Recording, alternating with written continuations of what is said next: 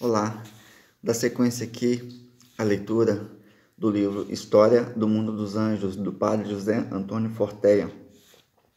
Parei no capítulo 10, hoje retorno a partir do capítulo 11. Em nome do Pai, do Filho e do Espírito Santo. Amém. Santo anjo do Senhor, meu zeloso guardador, se a ti me confiou a piedade divina, sempre me rege, me guarde, me governa, me ilumine. Amém. Nossa Senhora, Rainha dos Anjos, do céu e da terra, rogai por nós. Capítulo 11. As mudanças começaram após a revelação do plano de Deus. Com veemência, com toda a força do coração, alguns de nós fizemos genuflexão ante a imagem futura do crucificado. Lembrando que no livro o padre José Antônio Forteia coloca como se um anjo estivesse contando a história. Muito mais lhe seguiram, ajoelhando-se, fazendo o ato de adoração mais intenso que nunca houvéssemos visto antes. Neste momento, muitas inteligências humilharam-se diante dos planos de Deus. Acreditávamos em Deus. Fizemos um ato de fé naquele que não pode errar. Se a Trindade decidisse aquele excesso, esse ato de amor além de toda medida, nós o aceitaríamos, embora não o entendêssemos. Tivemos que nos esforçar, tivemos que confiar. Devemos aceitar os nossos limites para entender um amor que era muito maior que o nosso. Esse ato de submeter o nosso entendimento foi difícil para nós, mas isso enobreceu-nos. Pela primeira vez em muitos anjos apareceu uma virtude que não havia existido neles, a fé. Digo muitos anjos, porque os anjos orantes definitivamente haviam morrido a si próprios e eles haviam crescido muito na fé.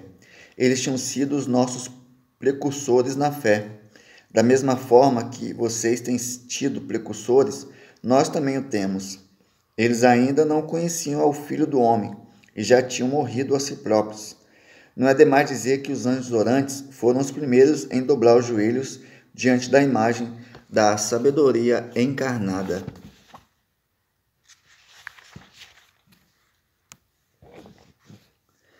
Paulatinamente, os anjos iam adorando. Rendiam-se conforme as suas inteligências e, por vontade própria, abrasavam as decisões de Deus, mesmo sem compreendê-las. Nem todos adoravam num único momento. Para alguns foi mais difícil entender, a outros foi mais difícil dobrar os joelhos. Mas Deus não nos provou apenas por nos provar. Na provação havia surgido a fé. Éramos seres gloriosos, mas devíamos entender que diante dele éramos como crianças. Devíamos aprender a confiar e a mostrar com obras que confiávamos nele. A beleza da fé nasceu no seio dos anjos. Em alguns apareceu a mancha de terem resistido à fé. A quinta parte dos anjos já tinha dobrado os seus joelhos e inclinado as suas cabeças. Lúcifer estava de boca aberta. Não podia acreditar no que via. Estava atônito. De repente, um sentimento lhe encheu de amargura. Não tinha sido ele o eleito para receber a união hipostática. Ele era muito mais nobre e perfeito que um simples mamífero, como ser humano que caminhava sobre duas patas, coberto parcialmente de cabelo, unhas acabadas nas extremidades de seus membros. Se Deus tivesse que se encarnar em alguém, esse alguém devia ser ele. Por que tomar a natureza humana quando poderia tomar a natureza angélica? Por quê? Lúcifer, que era o grande teólogo, avaliou as possibilidades pelas quais tal união mística poderia ter acontecido nele, mesmo sem que ele perdesse o próprio eu. Ele, Lúcifer, teria sido o mais perfeito vaso para conter a divindade feita criatura sem deixar de ser Deus.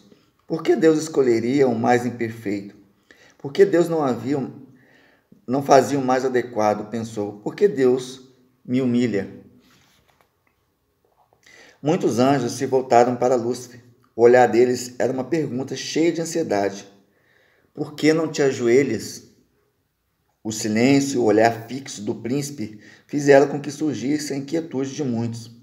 Mais e mais anjos, surpresos, se voltaram em direção ao nosso sumo sacerdote. Dizíamos estar imóvel, pois ele não se ajoelhava.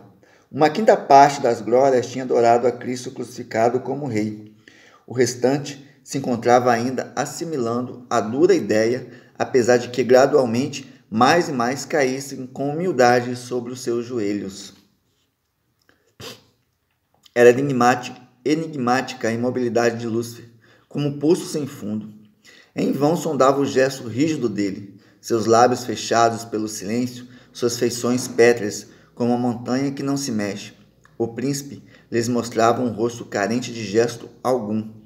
Era uma esfinge séria, que entrefechava os olhos cheio de majestade, dignidade, de respeito a si próprio. Lentamente abriu os lábios e, carente de emoção alguma, exclamou: "Não!" Pronunciou essa palavra de forma séria e categórica, sem nenhum aborrecimento. Foi como o não da dignidade. O pronunciou como um rei do alto do seu trono. Se ele tivesse pulsação, essa certamente teria se acelerado consideravelmente. As multidões de anjos não podiam acreditar no que tinha escutado. Não poderia ter escutado bem. Tinha acontecido alguma coisa. Tinha que ter alguma explicação. Não podia ser aquilo. O teólogo Lúcifer, o sábio, voltou seu rosto em direção aos anjos. Não percebem que isso não pode ser? Deus não pode nos pedir um sem sentido. Não são vocês os que têm que violentar para aceitar o inaceitável. É Deus que tem feito algo incorreto. O nosso grande teólogo nos falou com o discurso de uma insuperável sutileza. Seus argumentos estavam dotados de capacidade de enfeitiçar, mas não porque houvesse magia neles, não. A única magia presente era a formidável inteligência. A massa de ouvintes tinha ficado atônita e, portanto, silenciosa diante do discurso rebelde de Satanás. Então, no meio daquele estupor que embargou todo o céu ante esse primeiro discurso de Lúcifer, escutou sua rotunda afirmação: "Quem como Deus?" A sua afirmação foi como um soco no meio da mesa, e a repetiu por segunda vez com tal galhardia que as suas palavras foram como um discurso. Foi como um grito despertando a todos. Para muitos, essa exclamação foi mais convincente que todas as razões do rebelde. Desse modo, o pequeno Miguel se plantou diante de Lúcifer e lhe disse de frente: "Você é um soberbo." Num primeiro momento, quando Lúcifer era respeitado, quando estava no topo, no alto da sua honra, ninguém teria se atrevido a fazer isso. Mas ele era destemido e as palavras de Miguel possuíam tal convicção que feriram profundamente a Lúcifer. Tão doloroso foi para ele que teve que ficar de costas para Miguel e se retirar. Lúcifer chorou de raiva e não podia resistir àquela afronta. Houve exclamações em todo o mundo angélico, algumas de incredulidade, outras airadas. No tempo pessoal de cada anjo, Lúcifer deve ter chorado por horas, mas em nosso tempo geral, Lúcifer voltou logo. Lúcifer tinha se refeito e começava o combate. Alguns lhe olharam com admiração no momento que reapareceu. A admiração para o ditador havia surgido. Embora vozes soltas colocaram-se de frente a Lúcifer, ele continuou o seu raciocínio. Falava como um mestre. Na sua voz havia segurança, ele dava razões. O que havia por trás era ressentimento. Mas ele não demonstrou nenhuma gota dessa secreta amargura. Ele mesmo não era consciente de que reagia sob a embriaguez do orgulho ferido. Muitos anjos continuaram diante da imagem do crucificado. Imediatamente, multidões se recusaram a continuar escutando ao rebelde. Deram as costas para Lúcifer e olharam a revelação de Jesus Cristo, reconhecendo como futuro rei, enquanto que as palavras malditas da rebelião continuavam a ressoar como um eco nos corações de todos os anjos. Um eco que causava danos a alguns, enquanto que outros desejavam esquecê-lo. Mas era um eco que não desaparecia. Agora, o capítulo 12.